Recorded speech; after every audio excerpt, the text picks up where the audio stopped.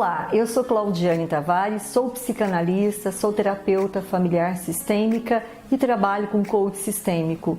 Hoje eu quero trabalhar com vocês o conceito de leis sistêmicas. Leis sistêmicas são ordens, são leis naturais dentro dos grupos, são dinâmicas que Bert Hellinger, o criador da técnica, um psicoterapeuta alemão, ele conseguiu identificar no trabalho dele com os grupos. Então, a princípio, todo o trabalho do Bert Hellinger foi desenvolvido com grupos familiares, mas hoje também temos trabalhos aí de observação dessas dinâmicas inconscientes, dessas leis sistêmicas também dentro das organizações, dentro dos grupos empresariais, enfim, de todos os sistemas, né? Então, Bert Hellinger, através dessa técnica de observação, de trabalho, ele disse que existem algumas leis que regem os relacionamentos. A primeira lei que nós vamos trabalhar, que ele identificou, é a lei do pertencimento.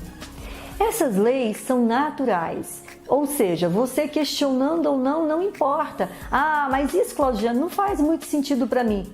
Não importa. É a mesma coisa de discutir, por exemplo, né, leis naturais, leis da física. Elas existem, você achando bom ou não. Então, essas dinâmicas estão presentes em todos os relacionamentos, em todas as famílias. Pertencimento é uma delas. Então, por exemplo, todos num sistema familiar têm o direito de pertencer. Todos.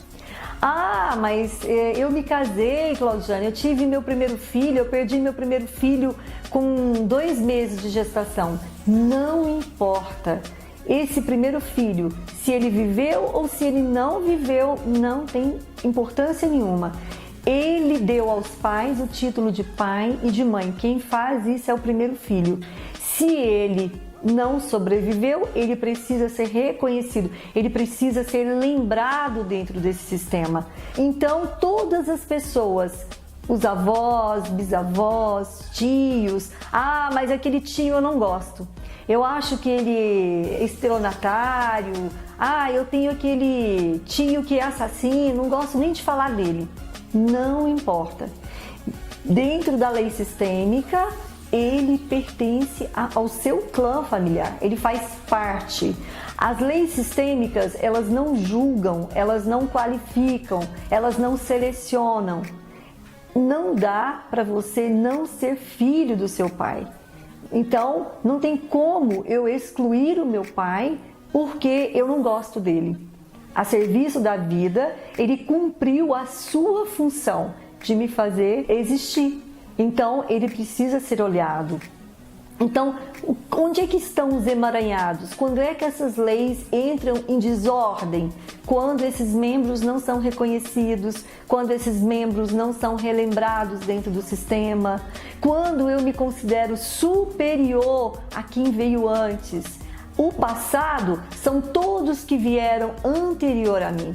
Os meus bisavós, meus avós, os meus pais, no sistema, eles têm muito mais força que eu. De acordo com as leis sistêmicas do pertencimento, por exemplo, eles têm mais força que eu. Agora, quem é que precisa de cuidados especiais? A geração que nasceu agora. Então, o bebezinho, ele precisa ser tratado com bastante cuidado, porque ele vai prosseguir a saga da família, ele vai criar o futuro da família. Quando eu excluo, seja um parente que morreu, ou aquele estelionatário da família, ou o assassino, eu estou criando desordem sistêmica. Isso é um crime sistêmico. Alguém vai repetir o destino dessa pessoa que foi excluída. O clã familiar funciona como as células do nosso corpo, os órgãos do nosso corpo. Quando não dá para definir qual órgão é melhor. Se a gente pergunta, por exemplo, quem tem mais peso no nosso sistema, no nosso corpo, por exemplo, o rim ou o coração? É impossível, porque se o rim para de funcionar, provavelmente também teremos aí um comprometimento cardíaco e esse comprometimento também levará ao óbito.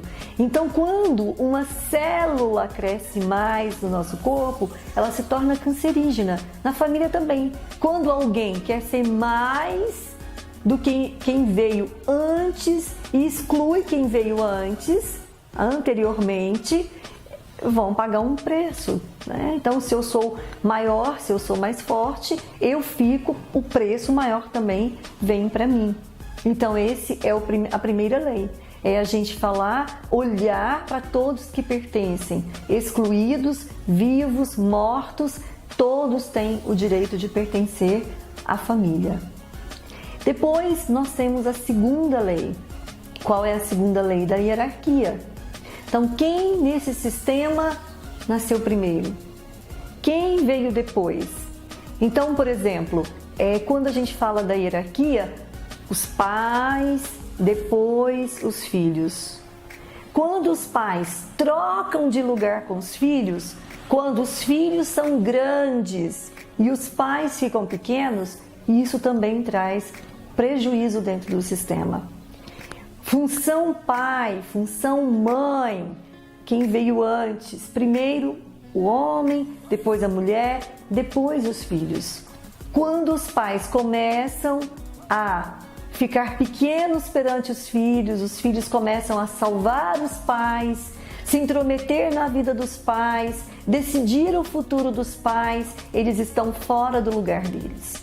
Como eu disse, quem veio antes, nós precisamos ter uma reverência, nós precisamos honrar quem veio antes, ocupar de fato o nosso lugar. Muitos filhos estão na ilusão, na fantasia infantil de que elas podem salvar os seus pais. E quando elas ficam nesse lugar, eles fazem aliança, né? A partir da perspectiva infantil, do registro infantil, ele passa a querer ser o cuidador dos pais. E nesse lugar, ele não cria futuro, porque ele fica maior. E aí ele vai ter problemas. Quais são os problemas? Vai ter dificuldade no relacionamento, ele vai ter dificuldade em tomar a sua própria família, em construir a sua própria vida. Talvez ele seja aquele adulto dependente, e dependência é dependência em todos os contextos. Ele pode ser dependente químico, ele pode ser um drogadicto, ele pode ser um filho que aos 40 anos continua na casa dos pais, ele pode ter a insegurança de não agradar principalmente a mãe, aí ele encontra a mulher da vida dele, chega no consultório e diz: doutor, eu vou me casar, mas a minha mãe não aprova a minha noiva. E aí eu tenho que perguntar: de quem é a noiva? É sua ou é da sua mãe? Então ele está totalmente capturado pela mãe da infância, ele é um menininho tentando agradar a mãe. E ele vai reproduzir esses comportamentos também no mundo organizacional. Então, se ele não tem respeito, se ele fica onipotente perante os pais, que são figuras de autoridade, ele vai reproduzir a mesma coisa dentro das organizações. Também ele não vai olhar para a cultura da organização, ele não vai desenvolver um profundo respeito com o diretor, ele vai tratar dentro da hierarquia da empresa os diretores como pares e, na verdade, não é nada disso, né? Então, toda regra para ele precisa ser desafiada, ele vai desenvolver esse comportamento, porque em casa ele é o rei, ela é a rainha, a princesinha do papai. E aí ela vai desenvolver isso, ela não vai encontrar um homem que vai estar à altura desse papai, que às vezes dá tudo para a filhinha e captura ela. Então o que captura, né? Quando eu dou em excesso ou quando falta. Aí ali eu tenho uma questão, um problema, eu tenho um conflito.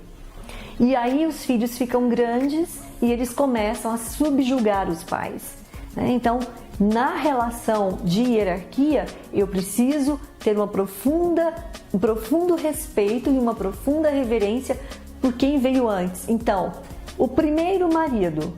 Ah, mas aquele cretino, eu me divorciei dele. Ok, é o primeiro. Se você não tivesse separado dele, você não teria a sua segunda relação tão plena, tão maravilhosa, enfim. Foi porque alguém desistiu da primeira relação que foi possível ter a segunda. Na profissão, quando eu olho com profundo respeito para minha primeira formação, a segunda, a terceira ganha força. Ah, mas eu vou me mudar de cidade, vou deixar minha cidade natal, então tenha profunda reverência por ela. É a primeira cidade, a cidade, o seu berço, onde te acolheu. Ah, eu trabalhei 30 anos numa empresa, vou mudar. Olha com profundo respeito para essa empresa que construiu a sua carreira. E aí você ganha força. Tudo é reconhecimento, é hierarquia. O que eu tive de ganhos nessa primeira experiência? Olha para os ganhos que você teve e tenha uma profunda reverência. Ah, mas eu não gosto da primeira mulher do meu marido, não gosto dos filhos dele, a relação está fadada ao fracasso. Se você não olha com respeito, veja bem, eu não estou falando de amar, de fazer pacto, de visitar todos os dias, nada disso. Se você não tem um profundo respeito pela primeira família, a segunda não vai prosperar. Isso é fato. É só observar. Ah, mas você está exagerando. Observa. Então, quando eu tenho profunda reverência pelos meus pais, eu me aproprio da vida. E a vida, eu vou ter olhar e discernimento para reconhecer tudo que ela me oferta. É discernimento, é reconhecimento, é mais que gratidão. Então, tomar a vida é receber tudo que veio dela. Se a gente olha para uma mãe amamentando uma criança, nós podemos ver isso. A criança, ela não pode selecionar. Não tem como ela dizer, eu não quero que você me dê isso, eu não quero isso. Ela recebe tudo do jeito que é, né? E aí ela cresce, ela se torna adulta. A outra lei sistêmica, a terceira lei sistêmica que a gente fala é o do equilíbrio, é dar e receber.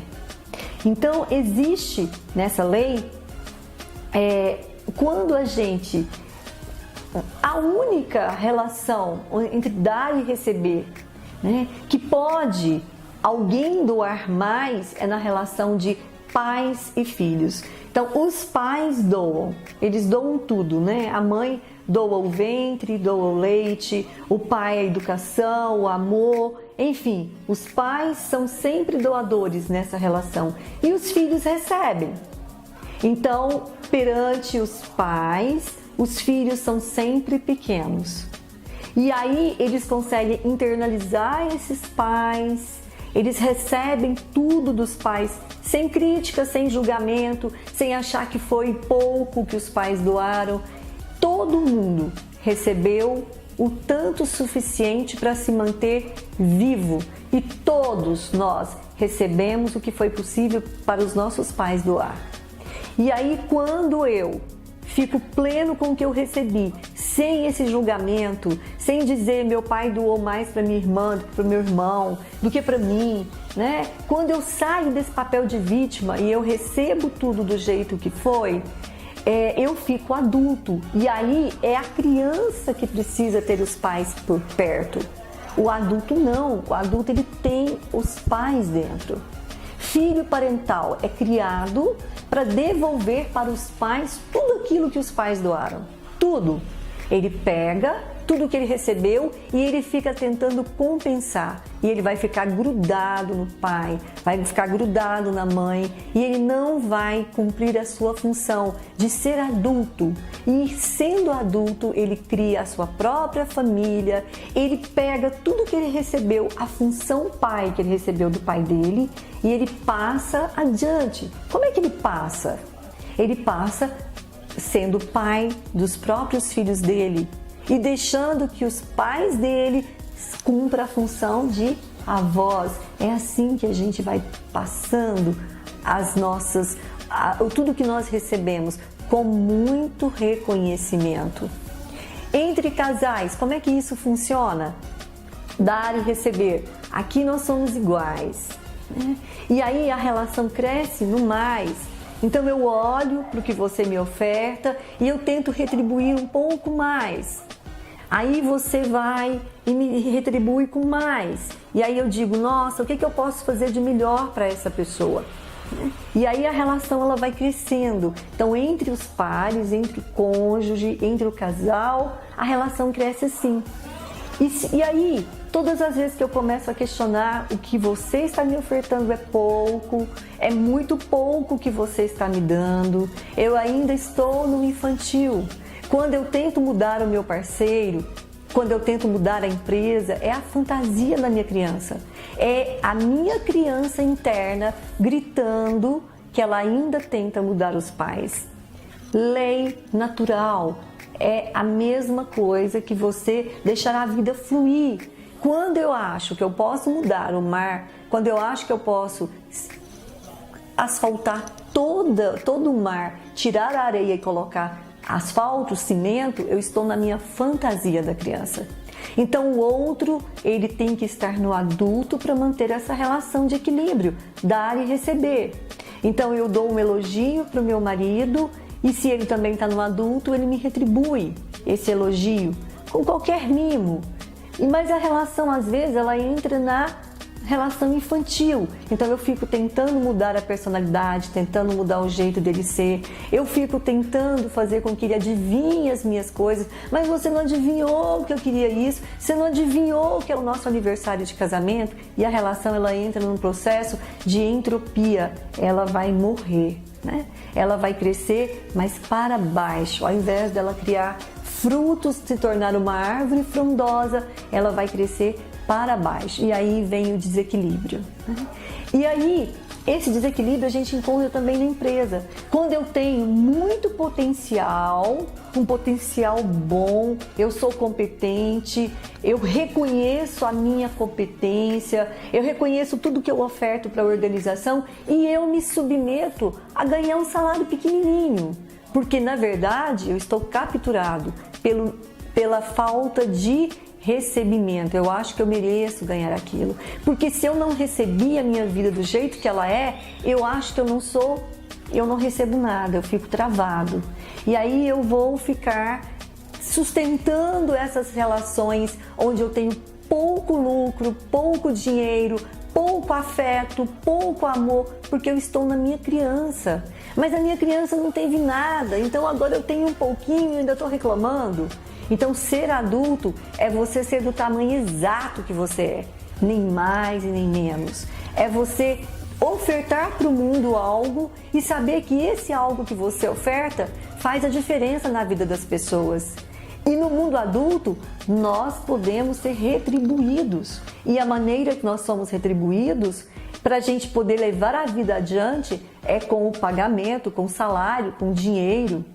E também eu posso causar uma outra desordem quando eu recebo muito e eu não tenho o que ofertar. Eu entro numa organização prometendo mundos e fundos e de repente eu fico no infantil, brincando de trabalhar, sentado em frente ao computador, fingindo que eu estou produzindo. Eu estou totalmente no meu infantil. E com certeza a vida vai fazer um movimento e a pessoa vai sair desse lugar. Não fica, não tem força. Então essas são as desordens, né, que a gente precisa olhar para que a gente possa estar mais próximo do saudável. Saudável é mundo adulto. Criança é que fica chorando pelo que não teve. Criança é que fica na expectativa de que pode mudar o mundo. O mundo tem um jeito de funcionar. Mundo adulto, mundo infantil. Mundo infantil, função pai e mãe. Função, mundo adulto, você internaliza tudo que recebeu dessa educação, desses pais, seleciona o que é lixo. O que é lixo eu não repasso. O que eu recebi que não foi legal? Para que eu vou repassar isso para o meu filho? Por que eu vou recontar essa história? Nós podemos ser o futuro melhor da nossa família. Nós podemos ser um bom antepassado para a nossa família. Se a gente olha para todas as nossas desordens, se a gente pega um caminho diferente com discernimento, com clareza e selecionando aquilo que no mundo adulto é possível tolerar. O preço nós vamos pagar de qualquer maneira. Toda escolha tem uma consequência. Só a criança acha que não. Por isso a criança salta do 10º andar achando que ela vai voar, que ela vai ser o super-homem, o Batman, não sei quem, enfim, esse é o pensamento mágico. Adulto sabe que a realidade, ela chega, né? E que nós podemos, com um olhar de discernimento, de clareza e, sobretudo, de responsabilidade, produzir o nosso mundo da melhor maneira possível para nós. Ser saudável é fazer aquilo que realmente a nossa alma pulsa. Onde pulsa a nossa alma? Essa é uma boa pergunta. Qual o lugar que eu ocupo hoje no mundo? Qual é o lugar que eu ocupo no meu sistema familiar? Qual é o lugar que eu ocupo dentro da minha organização? Da minha família atual? Será que realmente eu mudei de casa? Será que eu me casei e eu pertenço à minha família atual? Eu ainda estou lá tentando salvar o papai e a mamãe. Tenho que ir na casa dos pais todos os dias, tomar café da manhã, levar o filho 3 vezes por dia para a mamãe ver. Quantas pessoas casam e voltam para casa, dando os filhos para a mãe cuidar, né? Então, olha o que eu fiz, olha a produção que eu fiz no mundo, mamãe. Agora você toma conta, você cuida. Isso é fantasia infantil. E quando nós nos sentimos culpados por ter deixado os nossos pais, quando nós não internalizamos, nós estamos totalmente na nossa criança. Então, pertencimento. Quem são as pessoas excluídas do meu sistema? Quais são os meus ex-chefes excluídos? Quais as empresas que eu não gosto nem de passar na porta, que eu trabalhei, que eu não tenho um olhar de gratidão, pelo menos pelo salário que eu recebi lá no final do mês? Quais são as desordens dentro do meu sistema? Será que o meu filho está maior que eu? Será que eu estou tentando compensar, dar para o meu filho aquilo que a minha criança não teve? As minhas necessidades insatisfeitas da infância, eu estou tentando projetar nos meus filhos? Hoje em dia é moda, né? Filho tem carro com 18 anos, filho tem tudo, os pais dão tudo e vão perpetuar os filhos no infantil. São adultos no infantil que não bancam nada. É uma pena. E quem faz isso, quem transforma os filhos nisso, são os pais, quando não frustram as necessidades. Quando hierarquicamente coloca o filho acima, o filho fica muito maior ou no meio dos pais, separando os pais. E também o dar e o receber, que tanto você está doando. Na Cabala a gente diz que o ser humano, ele nasceu para compartilhar. Esse fluxo, ele fica interrompido quando a gente só recebe ou quando a gente só doa. Então, o que nós estamos compartilhando? Nós estamos compartilhando o melhor de nós. Nós estamos compartilhando a nossa consciência. O que é consciência? Consciência é força, é uma força dinâmica, é uma força atuante. Consciência também produz responsabilidade. Quando eu tenho uma competência e eu uso essa competência a serviço da vida, eu crio uma nova consciência, uma nova força de realização. Por exemplo, se eu nado muito bem, eu passo no rio e vejo alguém se afogando e eu não salvo essa pessoa, eu estou numa consciência medíocre, limitada. Eu estou muito mais no infantil tentando receber do que tentando doar. Mas se eu passo no mesmo rio, eu vejo uma pessoa se afogando e eu não sei nadar, se eu pulo no rio, tento salvar, eu vou morrer também. Isso é uma falta de consciência, também é consciência limitada, também é consciência estreita. E aí eu vou praticar um ato de irresponsabilidade, porque ao invés de uma vida, serão 2 comprometidas. Então, consciência é o filtro, é aquela força essencial que te leva para um outro lugar, para uma nova dinâmica, para um novo ciclo, para uma nova vida. E cada vez mais, essa consciência precisa ter clareza, reconhecimento e principalmente discernimento. Fica aí a minha dica para vocês repensarem sobre essas leis sistêmicas, essas leis naturais da vida e deixar com que o amor flua, deixar com que a prosperidade venha, Que a abundância convide você a fazer uma nova saga, a construir uma nova vida, uma nova história, principalmente para as gerações que nascem depois. Muito obrigada!